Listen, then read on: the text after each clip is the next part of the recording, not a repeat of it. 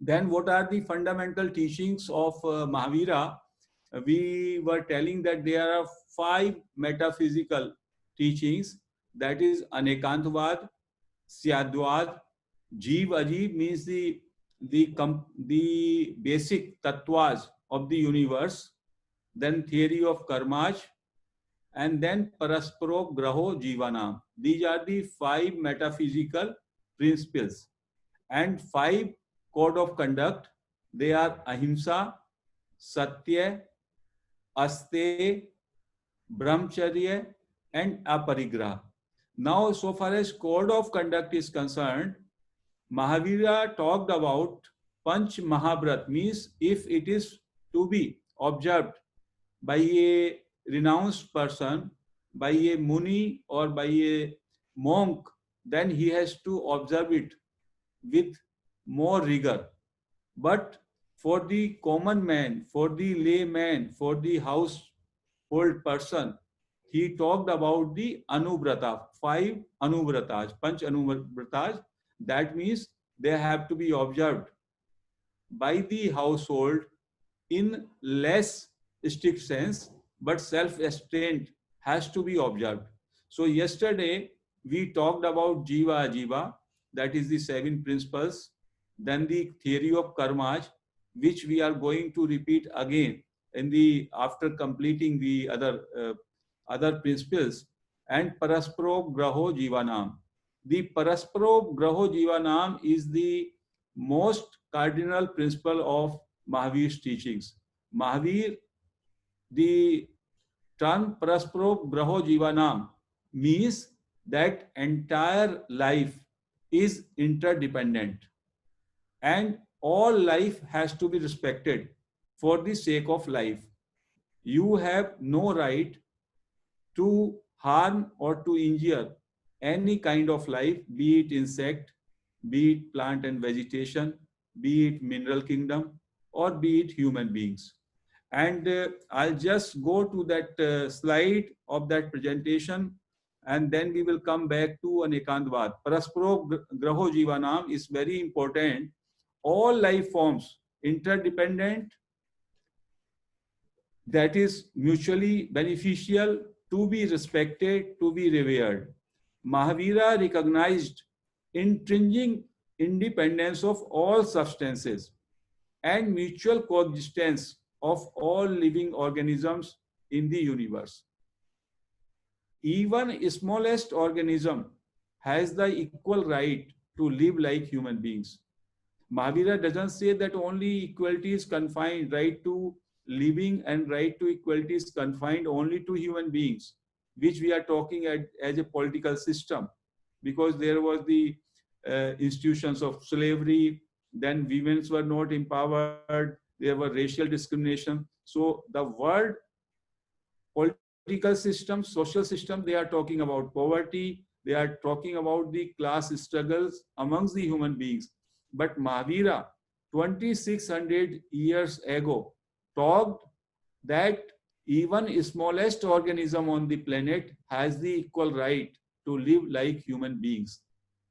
The human being is made of the same particles as smallest worm on the earth. If we see the hardware of human being, or be it of even the plant or even the small insect, it is composed of the same elements. This is Mahavira is saying. Difference lies in their potentiality. Mahavir says that it's only difference lies that human being having developed a nervous system is at a higher stage of potentiality compared to the mineral or plant or insect. But they will also gradually evolve, because as we see the soul evolution journey, the soul has started, the journey has started from mineral kingdom, then it came to the plant kingdom, then to the insects, small worms, then animal kingdom, and then human beings. This is the soul journey of evolution. Then there is nothing so small as incapable of producing great results. That's a very great saying from Mahavira, that you should never underestimate that some insect or some organism is so small that it cannot create any result. And today's COVID time, is a very great demonstration to this fundamental truth spoken by Mahavira 2600 years ago, that even smallest organism can create so much of turbulence. Like the corona is a very small organism. Some say it is living, others say it is non-living. But it is a very, very tiny, very minuscule, and the scientific research is still going on this, and we are not able to find out any kind of vaccine. So it has really created such a great impact. So this is what Mahavira is saying. There is nothing so small as incapable of producing great results. It is human ignorance to see no greatness in the little beings. Mahavira says, because we do not understand that greatness is hidden in every little, little being also. But because of our limited understanding, because of our delusion or avidya, we are not able to appreciate what greatness, what great quality are hidden in those little beings also. Nature forgives 1,000 times, but if its patience is exhausted, no human power can control the adverse consequences. This is also very much, demonstrated in today's time of COVID, that once you do too much of damage to the nature, or you violate, the human beings violate the law of nature, there is an imbalance of ecology, much harm and injury to the ecological system, plants and vegetations, mineral kingdom, small living beings, then there will be adverse consequences as we are facing in terms of pollution, in terms of ozone layer damage, in terms of this COVID. So earth also has life. Soil is life. Upper layer contains mass of microorganic substances.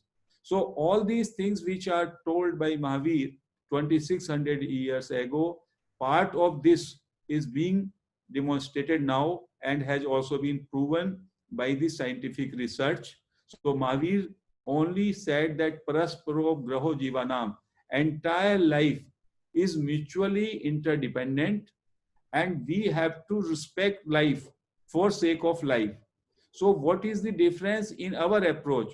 The scientists, modern scientists, and the humankind, they think that life needs to be protected for the sake of humankind. But Mahavira said, no, it's not only for humans. The life needs to be protected in totality for the sake of entire life existing on earth. So Mahavir's message was more comprehensive, more holistic, because he believed very deeply in the principle of ahimsa, that is non-injury to any kind of living being. And that includes even mineral, even plant, vegetation, insects, animal, and human beings. Now we go to the next. Now we have talked about these seven tattvas. They were the jeev, that is the soul, then consciousness, that is called consciousness, ajiva, non-living substance, which is karma, ashrava, when there is a influx of karmas, then it is called ashrava, and then the karmas create bandha on our soul, that is called bondage of karma. Sambara, at this stage we stop incoming karmas, that is called sambara. And nirjara, extinction of all accumulated karmas. When we do, there are certain practices, meditation is also one of them, following equanimity is another. Then we are able to extinguish our all accumulated karmas, and then there is a liberation. So now in the Jain philosophy, the one of the important feature or cardinal principle of Mahavira is that karma is a non-living substance, and karma is a very, very minuscule particles, molecules. Those molecules, just like very, very smallest dust particle, much more thinner, because Mahavira says that even at the needle's tip, this much of space may have crores of such kind of molecules or particles. They are called karma skandha, and they get attached to the soul. So they get attached to the soul. Once they get attached to the soul, because of that, the quality of pure soul gets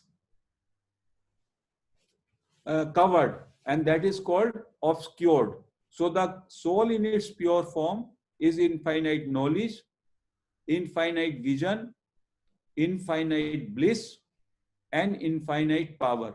But soul is always having coverage of karmas, and because of that, it is obscured and it is not able to appear in its glorious form, which comes only at the time of liberation. Then we have talked about theory of karma. We will come in the end on this. Now I go to this is the Anekantvad. Anekantvad is the principle which has been also a very exceptional principle, cardinal principle of metaphysics of Mahavira. Truth or reality is infinite sided. They say that absolute truth cannot be visible to a common man. It has so many sides. Therefore, looking at truth from one point of view is not correct. It is respect for the contrary differing views. There can be different perceptions about the same reality, and therefore we must respect the contrary views also, differing views also. This leads to harmony and peaceful coexistence. The Mahavira said in its Prakrit language, Uppameiva. Uppaneiva means everything is created. Like from clay, the pot is created. Vigmeiva, everything is destroyed. The pot is created from clay, the pot would be destroyed. Dhuveiva, everything lasts, but the clay still lasts. Thus, creation, destruction, and permanency are simultaneous. Mahavira is saying these three features are ongoing. If you see the substance of a thing, like the pot, the substance is clay. Clay is permanent. But pot is a creation. And more, every day, it is getting destroyed also. Like a human being, the body structure, the Atma is permanent. But the body, it is created and it is shrinking every day also. So it is getting created also and it is destroying also. So he says, Mahavira says, these three features, that is creation, destruction, and permanency, are simultaneous.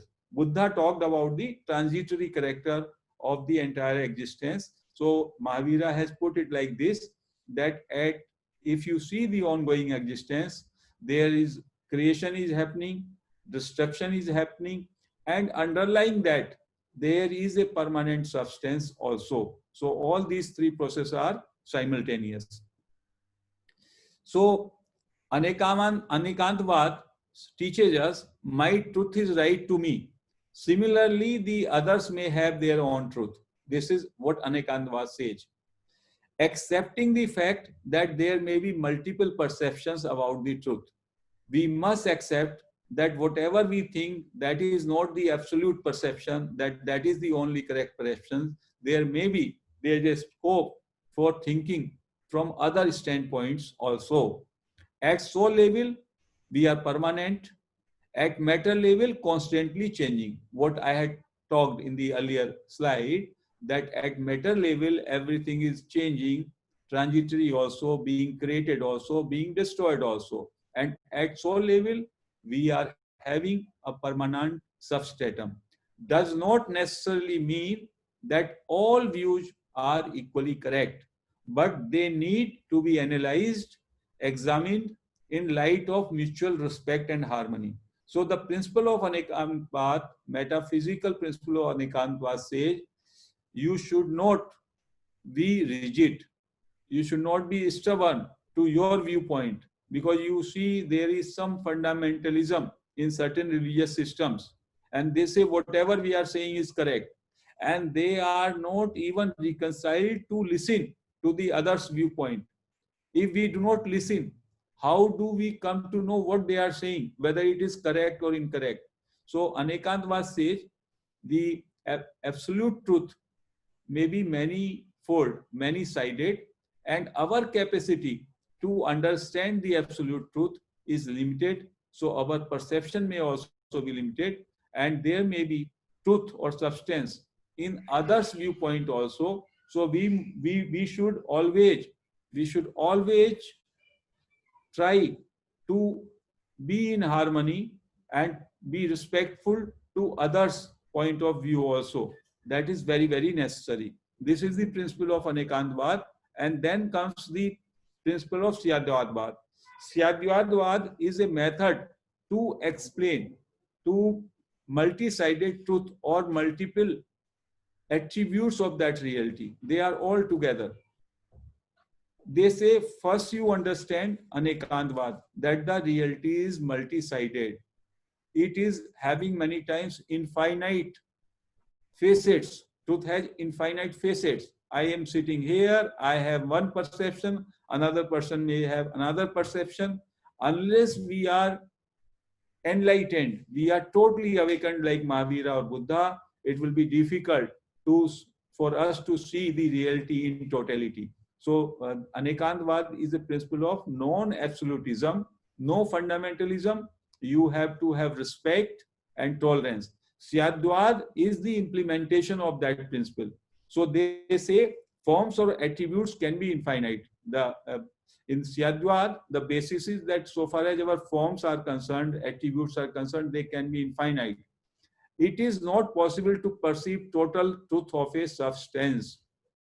Syat, probability of many more attributes than already spoken. Always, even till date, scientists have done some invention, discovery, but there may be much more to come on the same substance. So it is not the end of the matter. We should keep our mind open that there may be some more truth or some more perceptions about the same reality. A means to arrive at much wider and deeper knowledge about a substance. Syadhyad, along with Anekantvad, gives us an opportunity or gives us an understanding to go much wider and to penetrate our knowledge about that substance. So there is a Mahavir saying in Acharang Sutra, to deny the coexistence of mutually conflicting viewpoints about a thing would mean to deny the true nature of reality. We should not deny, even if some view is contrary. And it is very well explained by the story of 7 blind men and an elephant. The 7 blind men, it is in the Jain scriptures only this story is always explained, that 7 blind men who have not seen the elephant. Now elephant comes and stands before them, and they want to know what is the elephant. So one touches its legs. So he says it is like a pillar. Elephant is like a pillar. He tries to describe what he has experienced. Somebody touches his trunk, another body the tail, somebody ears. So similar way they try to describe that elephant is like this, elephant is like this. Now after that, who is true and who is not true? Now everybody is true also to the extent of his experience, because he has experienced only that much part of the elephant. So we cannot say what he is saying is incorrect, and we can also not say what he is saying is the full truth. So Syadhyad theory is like that. So they always talk in a theory term that there may be 7 situations. Syat means maybe. So they say first, when you talk, many times you have to find out, you have to start your sentence, maybe it is like this. Sometimes you can say maybe it is or it is not. That can be another situation where you are not so sure about these. They are all possibilities. Maybe it is and it is not at different times. Like the sun is bright in the day, but it is not so at the sunset. So same way, or then maybe it is and yet indescribable. That can also be one situation. Maybe it is not and also indescribable. That is another sixth situation. And then maybe it is and it is not also indescribable. Like this, the Syadwad, Syat means maybe. They say there are 7 possibilities. In that, those possibilities, you have to categorize what you say. And always you have to say maybe, because once you say maybe, it means it is your opinion only. You are not saying it is absolute truth.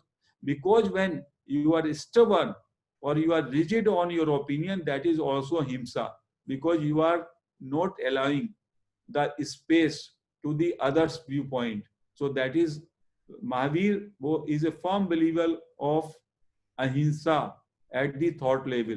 The moment I say my view is only correct, absolute, that means I am not following ahimsa. Ahimsa means tolerance, giving space to the other's viewpoint. It is your option whether you regard it, you accept it, or you do not accept it. But you say maybe. But my point of view is this, my perception is this. Now these 7 blind men, if they insist that what I have seen that is on elephant, and they say the other blind man, no, you are saying wrong. It is like a pillar. That will not be correct. But he says, I have seen maybe it is like this, like a pillar. So this is the theory of Anekantvad and Syadwadvad. It leads to a lot of tolerance. It leads to a lot of dialogue. It leads to a lot of harmonious coexistence. In fact, the Socrates method of dialogues through which they were arriving at truth, the Platonic dialogues in which they talk about Socrates, immortality of soul, what is virtue, that is the same method. I think they were influenced by the Jain theory or Mahavira's teaching of Anekantvad and Syadwadvad. So these are the 5 principles of metaphysics. Now we will just quickly go to the 5 rules of conduct, and then we will come back. These are the code of conduct, that is the ahimsa. Now we will talk here only about the 5 anubrat which have been propagated, which have been taught by Mahavira to a household, because we have to observe ahimsa. So they say ahimsa means non-injury to any living being. And living being means plant and vegetation also, the insects and worms also, animal kingdom also, and human beings also. So they say for the Mahabharat, that is for the monks, it is very severe, but for the household, they say through thoughts, words, and actions, that is the physical actions, you should not harm or injure any living being which is contained in the plant and vegetation, in the smallest form of life like insects and worms, even animal kingdom, and even human beings. So it's so difficult. So then they have further explained it, highlighted is there can be 4 kind of hinsa. One is intentional injury. Mahavira says intentional injury you should not do anytime. It is not permitted that you intentionally kill or abuse or hurt or injure anybody, even by the tongue or even by the thought level. That will result into the karma bandh to you. So he says, then in defense, if you have somebody is killing you or there is a war with your country or somebody has attacked, they say in defense, limited hinsa, limited injury is permitted, proportionate to defend you for a household, that Mahavira has permitted. Then vocational hinsa. Vocational hinsa means when you are carrying out agriculture or you carry out some industrial activity, some amount of himsa will be there. So, but you should keep it. You should be very, very observant and vigilant and try to keep it to the minimum, but that is permitted. And then in the day-to-day activities, your hinsa, that you have to keep it in control. Like Mahavira talks about drinking water, you have to filter it. When you move, you have to move with total awareness so that no worms, no insect is killed through your feet. You have to take food. You have to take food during the daytime, because after sunset, there is a lot of insects, lot of worms, and they go in the eating. Then the water which you drink, it should be filtered. It should be properly filtered. So that way, they have Mahavira has advocated ahimsa in a limited way to a household. Satya, that is keeping away from falsehood. It is not only not talking lie, even any kind of deceit, any kind of chal, or any kind of misleading is also contained in Satya. Like the Mahavir says, truth is all encompassing. Truth is, without ahimsa, truth is not possible, and without truth, ahimsa is not possible. They are complementary to both. There is a story of one Muslim boy. His name was Abdul Qadir, and he was in Middle East, born in Middle East, and he was sent along with a caravan to Iraq. His mother was widow, and she wanted to send him in a caravan to Iraq for study, Baghdad.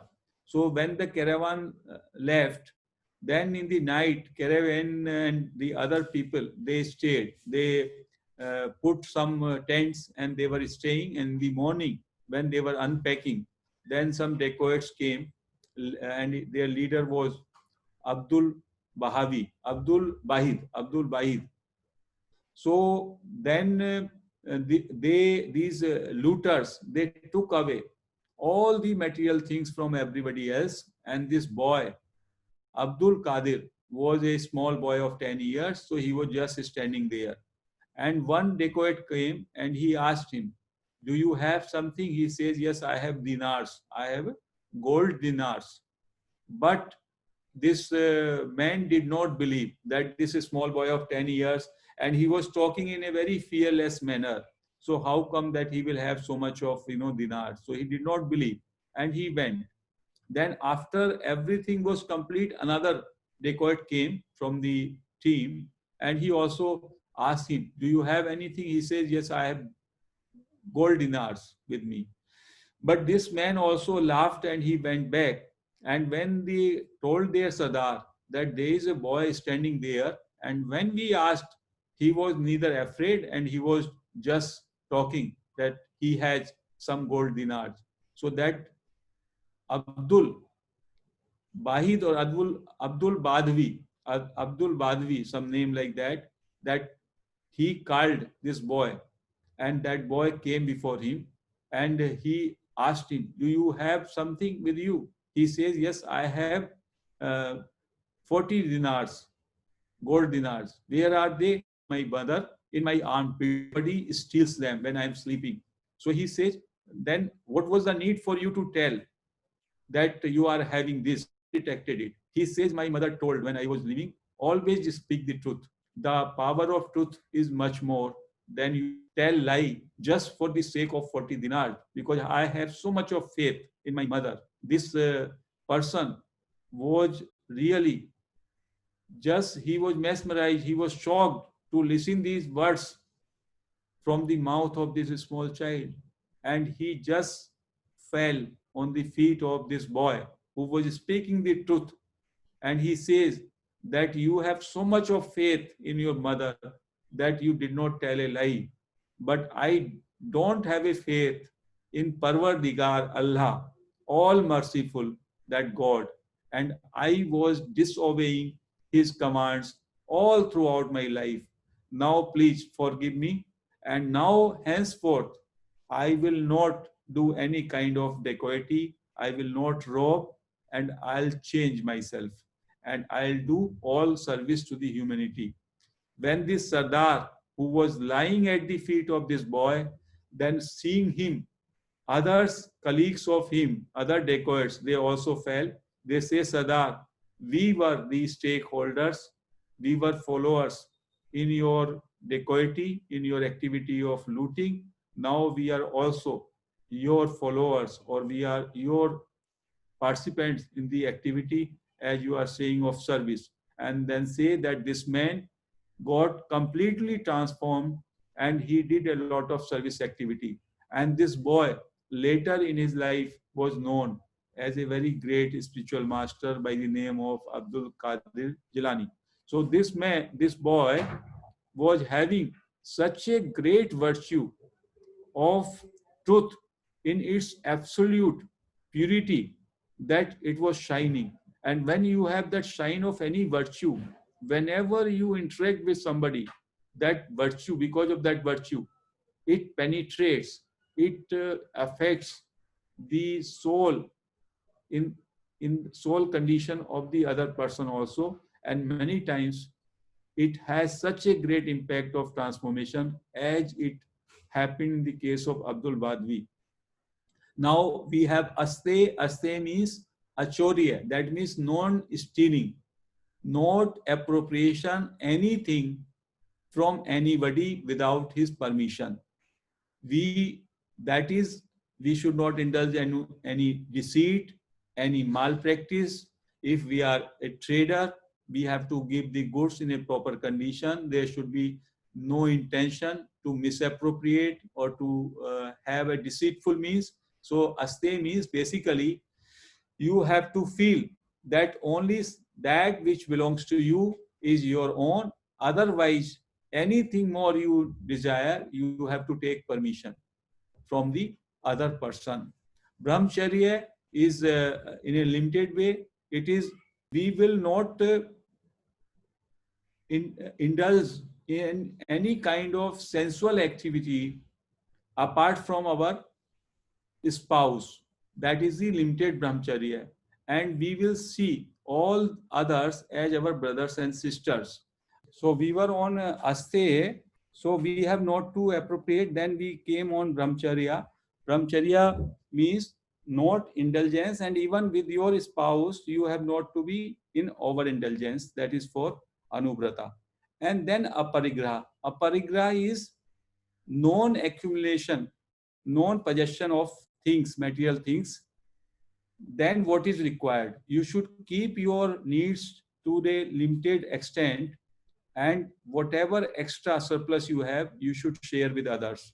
So that is why Mahavira was very socialist in his approach. He says if there is a accumulation of wealth too much in few hands, then it is also a kind of himsa.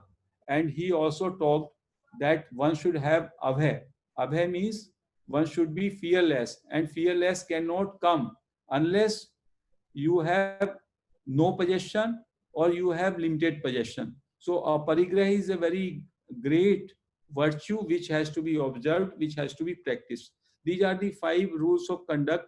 One can devote even one day for one, and maybe in the later time, again when we discuss them, then we will come to that. Now I am coming to theory of karma, and the stories also I need to tell. So as we have spoken that karma is a non-living substance, and then there are pap karmas, and then there are punya karmas. Pap karmas are those karmas which are going to result into the evil consequences, evil acts. And the karma in the philosophy of Mahavira is at thought level. Even when you think you have a ill feeling, you have a bitterness, hatred, or be it attachment or selfishness, you are entering or you are creating your karmas. So that is called pap karma. Punya karma is when you think positively, or you speak positively, or you do physically some positive actions. They are punya karma, shubh karma and ashubh karma. So here one has to understand in the Jain philosophy, when we do something, doing something means when we are thinking negative or positive, that is shubh or ashubh, or we are speaking negative or positive, or we are physically doing some negative activity or positive activity, it will be Shubh karma or Ashubh karma, Pap karma or Punya karma. So when we do it, it is just at that time, it is called Karma Bandh. We are creating a bondage of karma. Bondage of karma can be good also, can be bad also. Pap karma means, the bondage of Pap karma will mean it will take fruition. It will come with the consequence. And at the time of consequence, it is called Uday, means the Karma Bandh and Karma Uday. These are the two terms that you put a seed when you do that activity in terms of feeling, in terms of words, in terms of action. Today, I think something bad for somebody, and then that is a kind of hatred feeling. That seed is put today. Now it will take fruition. It will take fruition maybe after few days, maybe after few years, maybe in the next journey.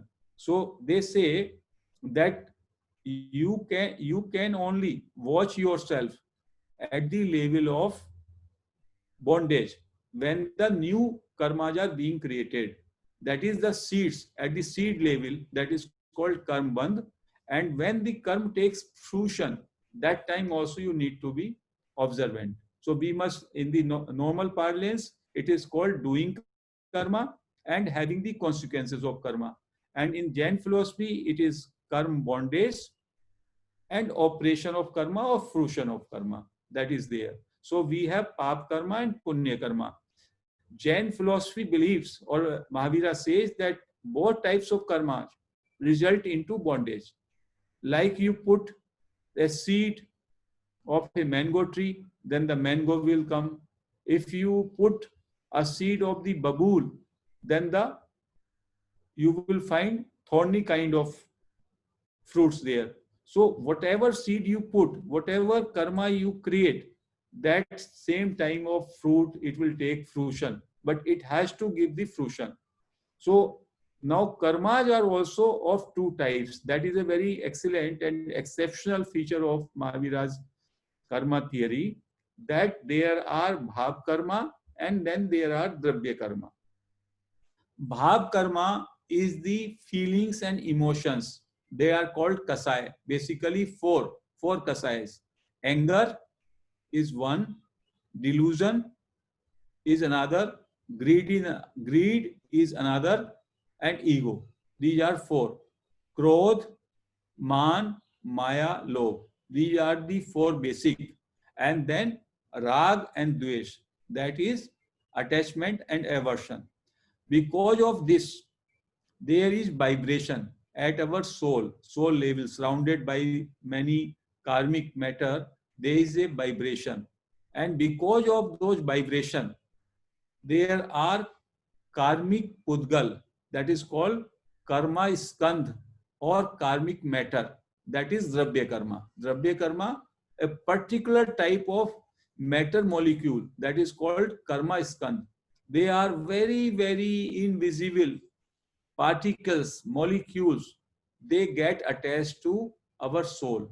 So this is a very unique feature of Mahavir's teaching, that whenever there is a vibration because of emotional, these uh, anger or jealousy or greed or deceit or delusion or rag or dvesh, attachment or aversion, there is a inner vibration. And because of those vibration, these karmic matter, which is there in the universe, in the space, it gets attracted to us. And when it gets attracted to the soul, it is called bondage. So in a person, if a person is vigilant, and when the vibration is taking place, at that time he can observe equanimity, more bondage will not take place, because the karma is skandh. The karmic matter will not get attracted. For attraction, I need to vibrate. That vibration has to take place. That spandan has to take place. Like if there is a fan in my room, it is revolving, and there is a smoke. then that smoke will get attracted. Or there is a dust, it will get more attracted. The similar way, there is a vibration, spandan, and that vibration gets charged or get started because of these emotions, negative emotions. That is anger, ego, delusion, greed, rag, dvesh, attachment, and aversion. Because of that we get that our soul level, there is some vibration, and it attracts many karmic molecules. They get attracted to us, attached to us, and when they will get detached, they will get detached only when their time of fruition takes place. So they say every karma, its nature, it will, and its duration and its intensity, they are varying. Some's nature is very insignificant. Just I thought for a second and then I forgot. Maybe somebody may think to me and it is over. Sometimes I very deeply think bad for somebody and for years or for months together, it is going to have much more intense impact at fruition level, and it may have a very prolonged duration, because some karmas, their bondage is today and they may have fruition, they may have result or consequences after 10 births or 20 births, and some may have in this birth. So therefore, every karma, bondage or karmic matter which is attracted, which is gets attached, or which gives coverage to the soul, it has, by virtue of its nature, intensity, duration, it differs. And we have to keep in mind that what kind of karma is going to be created. So therefore, and then another distinction I have already told, that is ghati karma. Ghati karma are those karmas which obscure the attributes of soul, that is infinite knowledge, infinite vision, infinite character, या infinite bliss, and infinite power. The soul in the pure form have these characters. It is just shining, is having ananta gyan, infinite knowledge, absolute, infinite vision. It has capacity to see the absolute reality face to face, like Mahavira Sa, like Buddha Sa. And it has infinite anand, akhand anand. Once you are at that level, you do not require any material possession. You don't need anything. And infinite power. It is Anant Shakti. These are the qualities of soul. They are obscured only because of our Dravya Karma. Dravya Karma are the Karma Skandhas, or the matter, karma matter, karmic matter molecules. And they will get detached by and by when the time for their fruition comes. In the meantime, in our life, we go on creating more and more karmic attachments because of our bhav karmas, because of our emotions, thinking process, negative thinking process, negative tongue, and negative actions. So this is a small theory, and now we can just talk about few stories in the life of Buddha and in the life of common people, which are described. One story, Buddha was, giving his sermons. Buddha was teaching. There was an assembly of good number of people, and he was sitting there, and behind him there was a rock and some mountain, and one of his family members, the name of Devdutt, he was very jealous of him because Buddha had attained enlightenment, Buddha was respected, was revered. So he was full of jealousy. So what he did, he was hiding behind Buddha, and threw, he just shifted one big rocky stone at the back of Buddha, and he was not visible there. And when this stone moved at the back of Buddha, his intention was that Buddha will get hit by this stone, and Buddha will not be able to survive. Buddha will be no more. This was his intention. But that stone took a little turn. It just passes Buddha. It did not hit Buddha. And then it did not hit even the people sitting in assembly. That is perhaps because of the karmic effect, or that maybe because he was in total statehood of dharma, or whatever you can say. And then that stone just went astray. And disciples of Buddha were watching this, and they could know that this was not by accident, this was intentional, done by Devadatta. But they observed total silence till Buddha's assembly was over. When Buddha's assembly was over, then they came to Buddha, and then they told, this time we are not willing to listen to what you say. This man is after your life. Devdatta is after your life.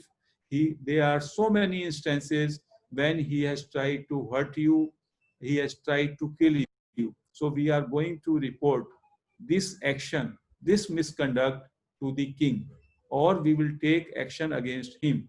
Buddha said, I am sorry to say, you have not understood the essence of my teachings. Everything is governed by law of karma. What he did, he was only instrument to execute that fruition of that karma. It was my karma and I have to face it. And my karma was that some kind of action, some kind of attempt to kill me will be taken, and that was attempted. And my effect was also this, that I will survive it, so I have survived it. So what happened was not somebody's doing. It was because of my karmic effect, fruition of my karma, which I have to bear with total equanimity. If I show any ill will, if I do any reaction, then I will create another bondage, which no enlightened master would do, because I have extinguished all karmas. So let us be totally in the state of equanimity. Nobody can harm you. It is all your karmas which are taking fruition, and you have to bear them. So even an enlightened master has to bear the fruits of his past karma, and he has to live on this planet in the living form so long all his karmas, its fruition does not get extinct. That is the theory of Mahavira, and that is also the theory of Buddha. Why Mr. Raman Maharshi? He was just such a great master. He had cancer. He had such a great ailment. Ramkrishna Paramhans, he could not eat from his mouth due to the mouth cancer. And Vivekananda told him, why don't you go to Kali? And why don't you pray to him that let your cancer be cured? But then he went when the Vivekananda told this, and then he came back. He says, Kali says, there are so many mouths, you are eating through so many mouths. What is there if your mouth, you are not able to eat? So Ramakrishna Paramahansa has to bear that. Mahatma Gandhi, he was assassinated. Now he was such a pious soul, such a saintly person. So there are so many stories of so many masters. In case of Raman Maharshi, once some thieves came and they hit Raman Maharshi, and then they just collected all the belongings and then they put it. And then also Raman Maharshi told his followers that you don't do anything to them, and they must be coming from a long distance, let them take food. And he served food to them, and then he allowed them to go. So there are so many instances where you see that the enlightened masters or the saintly people always feel whatever is happening to them, it is because of their own karmas, consequences, that the karmas are taking fruition. And at the time of fruition, at the time when effect is coming, if you do not observe equanimity, then, and if you react, then you are going to create another chain of karmas. That will be a new karma bondage. Suppose somebody comes and hits you, abuses you, Now the theory of karma says it is because of fruition of your past karma that somebody is showing enmity, or somebody is abusing you, or somebody is hitting you. If you can bear equanimity, then no further karma will be created. But if you hit him back, or if you abuse him back, or if you react back, then new chain of karma bondage will start, and it will take another fruition. So the best way is to bear the fruition, bear all these karmas, effect with equanimity, with samta, with no ill will. Then only that karma which is coming now at the fruition level, it will get extinct, and unending chain of new karmas which can be created. If you have an animosity with one person, he is doing something to you, you bear it with equanimity. By and by, whatever has to come from his side in terms of animosity, it will get burnt, it will get extinct, and further chain of animosity will not start. Otherwise, this chain will be unending, and you will be entering into that karmic chain with vis-a-vis that person unendingly. There is a story of a lion and a pig, that there was a deep forest. It was full of darkness, and one lion was coming from one side, and he was very hungry, and he wanted to eat. And he perhaps had some intention to kill somebody, and he was going in a very great hurry because he was full of hunger. On the other side, a wild pig comes, and wild pig, does not allow, obstructs him, and does not permit him to go in the direction he was going. And then there is a very ferocious fight. Wild pig is also full of strength. They kept on fighting for 2 3 hours, and then both of them ultimately they die. Both of them, they are fighting. They are very aggressive to each other. And the story, after story, it is also from the scriptures. This wild pig goes to heaven.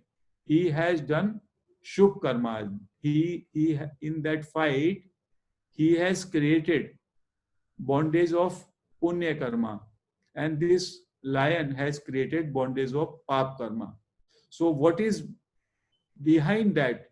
Behind that, this lion wanted to kill some monk who was meditating, and this wild pig knew the intention of lion, and wild pig was very having deep respect to this monk.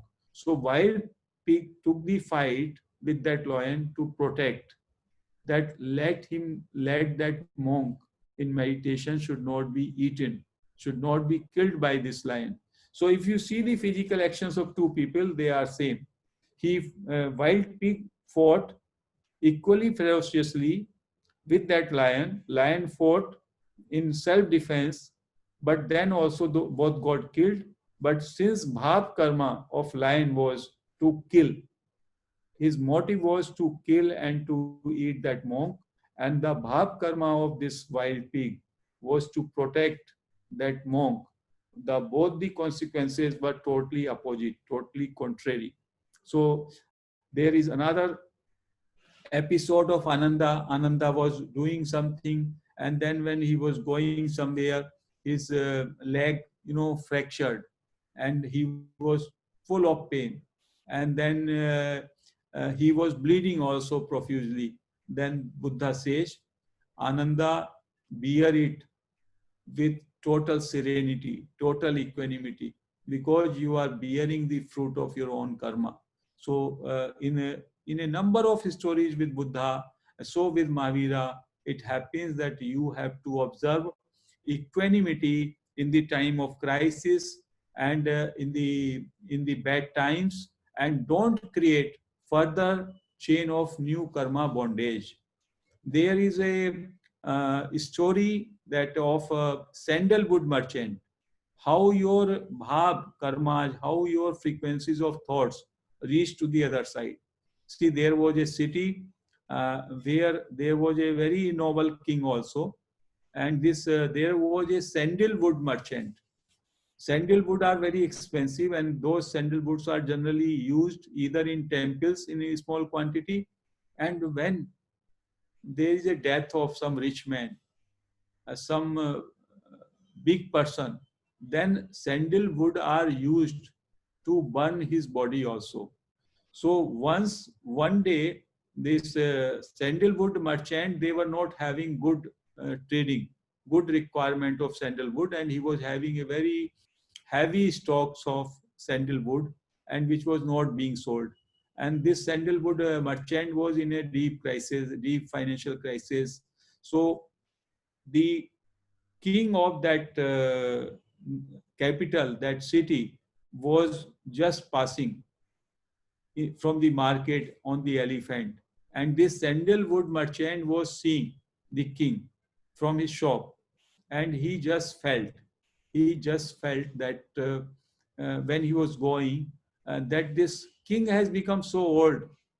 I wish, why should he not die? Because if he dies, there will be a requirement of a big chunk of sandalwood, and I will be able to sell that, and I'll be able to earn a lot of money, and my entire crisis will be over.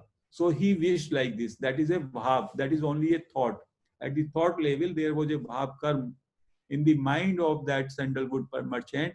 Let this old king die so that I may have the requirement of sandalwood, and I will sell it, and I will be able to clear my debt and also to run my livelihood in the adverse financial circumstances which he was facing. Now this man king came back again after taking a round. He was coming back from the same path, and he just saw towards that sandalwood merchant, and he told his Bajir or his minister, Senapati, okay, you produce this sandalwood merchant in my court, and we will hang him. He has to be hanged. Like this, he said that he has to be hanged. Now he just went. Now this Senapati, or that the in charge, or Darbari, whatever you say, lieutenant of this king, he was very meritorious and very evolved person. So he could not understand that this sandalwood person was also very nice and gentleman, and then this king is also very noble. Why the king would utter such kind of words that he should be hanged? Isko suli pe chadha dijiye. So he went. This man just changed his dress so that the sandalwood merchant does not know him who he is, and he went to his shop, and he inquired him, how is your trade, this and that, all kind of things, how is your earnings, how is the things, how is the king. He says, my trade is totally gone, I am indebted, my father died, and thereafter I am having not much trade, and there is no requirement, everybody is healthy, nobody from the rich community is dying. Rather, even this your king has become so old. If he dies, I will have some trade, because I can sell good number of good quantity of sandalwood. This is what he told to that person, that lieutenant who was disguised. Then lieutenant understood this man was thinking this way towards the king. So what this gentleman did, he bought some sandalwood, some chunk of sandalwood from that merchant, paid him the price, and he went in the morning to the king. And he told to the king that sandalwood merchant, whom we visited yesterday and you were talking about, he has given this in your honor. He has sent this sandalwood in your honor, and he put them in his feet. King. King told, oh, I am so sorry. Yesterday, what happened? I just thought so negative. I think he is a gentle person. And then he ordered his treasurer that to bring two gold coins. And those two gold coins, he told to his lieutenant, you get it delivered to that sandalwood merchant. And he went, he delivered it to the sandalwood merchant. Sandalwood merchant told, oh, I'm so sorry, my king is so noble, but because of my crisis, because of my adverse circumstances, I don't know why I uttered such ugly words. I really am regretful. And then things went okay. So this is the, the intensity of your bhav karma, that like attracts like. That is the law of attraction also. Because he thought bad, immediately it had the impact in the mind of the Raja, king. And immediately when the activity from the side of sandalwood merchant changed by way of physical actions through lieutenant, the bhav or the feelings and emotions of king again changed and everything got settled. So there are innumerable stories like that which we can narrate in other sessions. So karmas, the Mahavira's teachings say that karma theory or the philosophy of karma or the mechanism of karma is very transparent. Buddha and Mahavira both believed that you cannot get away with the fruition of karmas, but through practices, certain actions, certain vows, certain penance, you can handle your karmas so well so that your new karmas are not formed and your accumulated karmas get extinguished. So how do they do it? That first of all, we have to maintain the qualities of our karmas, like we have to do now punya karma, because so long as we are doing pap karma, we are not getting good conditions. So in order to get good conditions, healthy body, wealthy circumstances, good social status, we need to switch over from pap karma to punya karma. So observe your karmas so that bondage of karma is there, but at least your material conditions are better, more attuned for becoming liberated. Generally, you will find it is very difficult when you are in deep poverty, you are ailing, you do not have any status.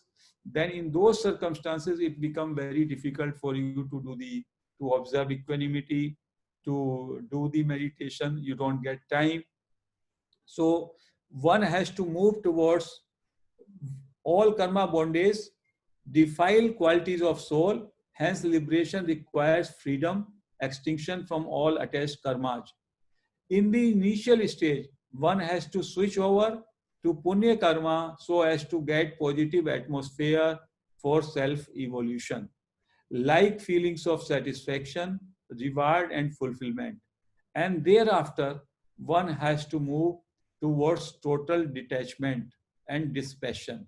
This way, no punya karma will create new bondage and old attached karmas will get extinguished. This is the teachings of Mahavira. To get liberated, we have to stop creation of new karmas, be it punya or be it pap karmas, because our aim is to extinguish all our karmas who are giving a coverage, who are obscuring the qualities, inherent qualities of pure soul.